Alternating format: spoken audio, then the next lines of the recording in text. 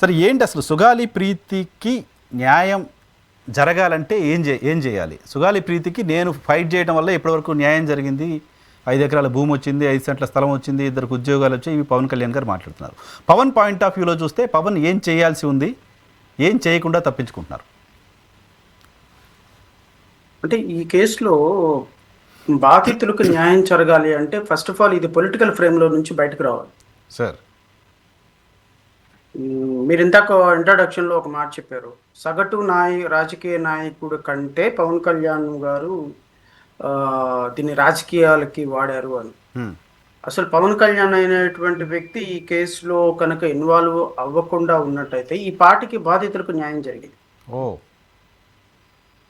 ఎందుకు బాధితులకు న్యాయం జరిగేది అంటే పవన్ కళ్యాణ్ అనేటువంటి ఒక ప్రతిపక్ష నాయకుడుగా ఉన్నటువంటి ఒక నాయకుడు ఎప్పుడు కూడా ఒక కేసుని రాజకీయం చేయాలి అని చూశారు అంటే ఆ రాజకీయం చేయాలి అని చూసే ప్రాసెస్లో ఈ కేసు క్లోజ్ అవ్వకుండా చూడటం వాళ్ళ ఫస్ట్ కర్తవ్యం. కరెక్ట్. ఎందుకంటే వాళ్ళు తొందరగా కేసు క్లోజ్ అవ్వలేరు. అంటే నేను ఈ మాట అనొచ్చో లేదో నాకు తెలియదు, కానీ సహజంగా కొంతమంది లాయర్స్ ఏం చేస్తారు అంటే మేము జడ్జెస్గా ఉన్నప్పుడు కూడా కోర్స్ ఇప్పుడు అందరూ లేరు, కొంతమంది లాయర్స్కి సంబంధించి ఒక కేసు క్లోజ్ అయ్యేటప్పుడు భార్యాభర్తలు ఇద్దరు ఏదైనా కేసు వేసుకున్నప్పుడు వాళ్ళిద్దరు రాజీ పడకుండా చూస్తారు వాళ్ళు కోర్టులో. వీలైనంత వరకు కేసుని ప్రొలాంగ్ చేయాలని చూస్తుంటారు. చాలా సందర్భాల్లో న్యాయమూర్తులు కూడా ఏమయ్యా వాళ్ళిద్దరు రాజీ పడతారంటే నువ్వెందుకు మధ్యలో అడ్డం పడుతున్నావు, నీకేం పని లేదా అని చెప్పి లాయర్ని తిట్టిన సందర్భాలు కూడా ఉన్నాయి. మేము సహజంగా ఒక ప్రాసెస్ ఎలా ఉంటుంది అంటే లాయర్ అనేటువంటి వ్యక్తి కేసు రాజీ అవ్వకుండా చూడటానికి ఎంత ప్రయత్నం చేస్తాడో ఒక రాజకీయ నాయకుడు కూడా తనకు అంది వచ్చిన అంశాన్ని రాజీ అవ్వకుండా దాన్ని క్లోజ్ అవ్వకుండా చూసుకుంటూ తన రాజకీయ లబ్ధిని చేకూర్చుకునే ప్రాసెస్లో ముందుకెళ్తూ ఉంటారు. అలా వెళ్ళినటువంటి కేసులో ఒక కేసు పవన్ కళ్యాణ్కి దొరికినటువంటి సుగాలి ప్రీతి కేసు. ఓకే. సుగాలి ప్రీతి కేసు అనేటువంటి ఒక కేసు జరిగింది 2017 ఆగస్టులో. గత ప్రభుత్వం అధికారంలో ఉన్నప్పుడు, అప్పుడు అధికారంలో ఉన్నది కూడా చంద్రబాబు నాయుడు ముఖ్యమంత్రిగా పవన్ కళ్యాణ్ గారే. పవన్ కళ్యాణ్ అనేటువంటి ఒక వ్యక్తి డైరెక్ట్గా ప్రభుత్వంలో లేకపోయినప్పటికీ అప్పుడు ఆ ప్రభుత్వానికి మద్దతు ఇచ్చి భారతీయ జనతా పార్టీతో పాటు కలిసి ఆ ప్రభుత్వంతో కలిసి ఏర్పాటు చేసినటువంటి వ్యక్తులు పవన్ కళ్యాణ్ గారు ఒకళ్ళు ఉన్నారు కదా ప్రభుత్వంలో భాగస్వామి. లాస్ట్లో ఏదో కొద్దిగా డిఫరెన్స్ ఆఫ్ ఒపీనియన్స్ వచ్చి బయటకు వచ్చారు తప్ప బట్ టిల్ 2018 వరకు కూడా భారతీయ జనతా పార్టీ, పవన్ కళ్యాణ్ అండ్ చంద్రబాబు నాయుడు గారి గవర్నమెంట్ కోరిలేషన్ గవర్నమెంట్. అవును. సో ఈ ప్రభుత్వంలో జరిగినటువంటి ఒక తప్పుని ఇంకొకటి కూడా చెప్తా, ఈ ప్రభుత్వంలో ఆగస్టులో జరిగితే విత్ ఇన్ స్పాన్ ఆఫ్, ఎందుకంటే ప్రజలకు కూడా డేట్లతో సహా చెప్పాలి కాబట్టి మనం కొంత వాస్తవాన్నే మాట్లాడుకుంటాం. ఈ కేసు జరిగిన తర్వాత నరసింహరావు గారు గత ప్రభుత్వంలోనే ఈ కేసు 28/5/2018 అంటే ఈ కేసు ఆగస్టులో జరిగితే ఆల్మోస్ట్ ఆల్ అదొక 4 నెలలు, ఇదొక 5 నెలలు, 9 నెలల్లోనే ఇన్వెస్టిగేషన్ కంప్లీట్ చేసి special judge for trial of SC and STs PO act cases come 6th additional district judge కర్నూలులో ఈ కేసుని SC ST case number 162 of 2018 కింద కేసు ఛార్జ్ షీట్ కూడా వేసేసారు. 18లోనే ఛార్జ్ షీట్ వేశారు. That was taken cognizance taken by the court it self. Okay. So ప్రాథమిక విచారణ complete చేశారు. ఈ కేసు ఇన్సిడెంట్ జరిగింది వాళ్ళ హయాంలో, విచారణ జరిగింది వాళ్ళ హయాంలో, వీళ్ళు కేసు ఫైల్ చేసింది వాళ్ళ హయాంలో, ఛార్జ్ షీట్ ఫైల్ చేసింది కూడా తెలుగుదేశం పార్టీ హయాంలోనే. So once charge sheet Telugu Desam party హయాంలో ఫైల్ చేసిన తర్వాత ఇన్వెస్టిగేషన్ చేసినటువంటి ప్రతి అధికారి కూడా Telugu Desam party law and order గా ఉన్నటువంటి తెలుగుదేశం పార్టీ చంద్రబాబు నాయుడే రెస్పాన్సిబుల్ దానికి.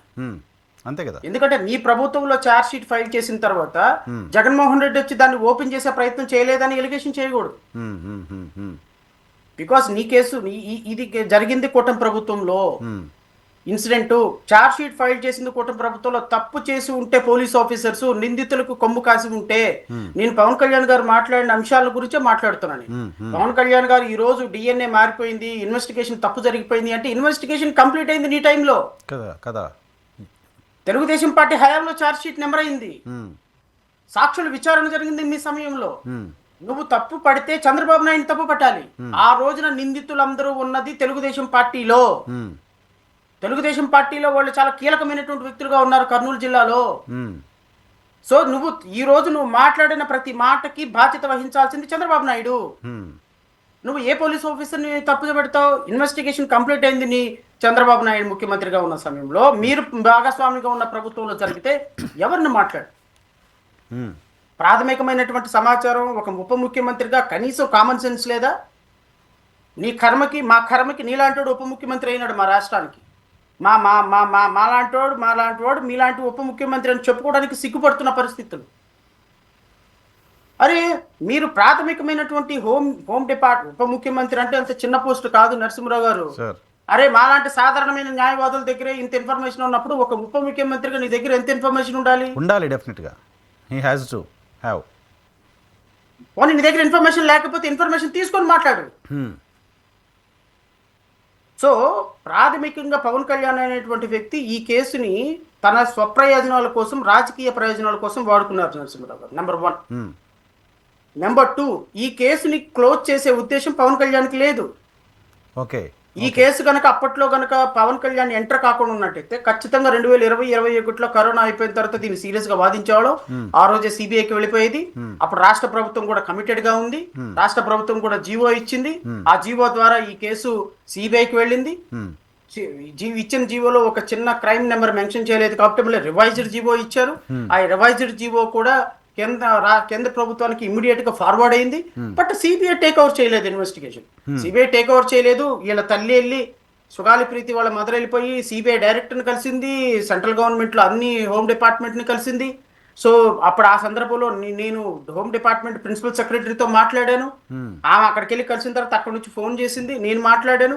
సార్ ఈ కేసు సిబిఐ హ్యాండ్ ఓవర్ చేసినా కూడా, ఎందుకంటే section 6 of Delhi establishment act ప్రకారం సిబిఐకి మూడు విధాలుగా కేసు వెళ్తుంది. ఒకటి సిబిఐ వాలంటీర్లుగా టేకప్ చేస్తాయి.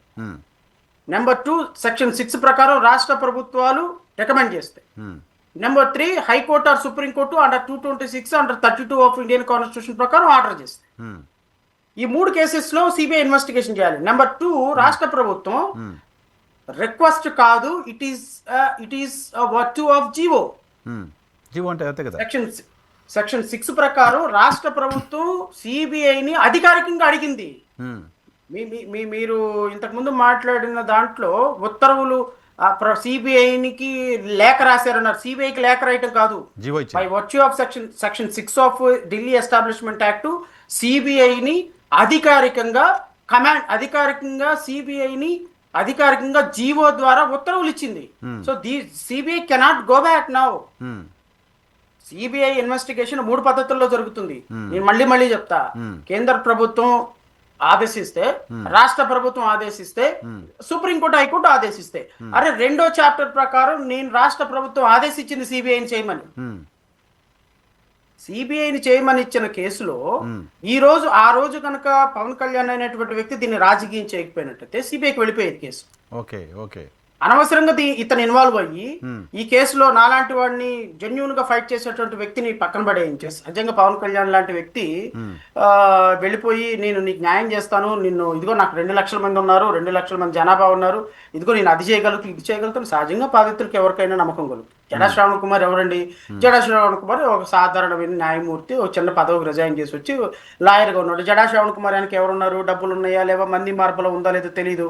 సో పవన్ కళ్యాణ్ అంత వ్యక్తి వచ్చి నాకు ఎష్యూరెన్స్ ఇచ్చినప్పుడు సహజంగానే ఆశ పుడుతుంది. సో అదొకటి. 2 నా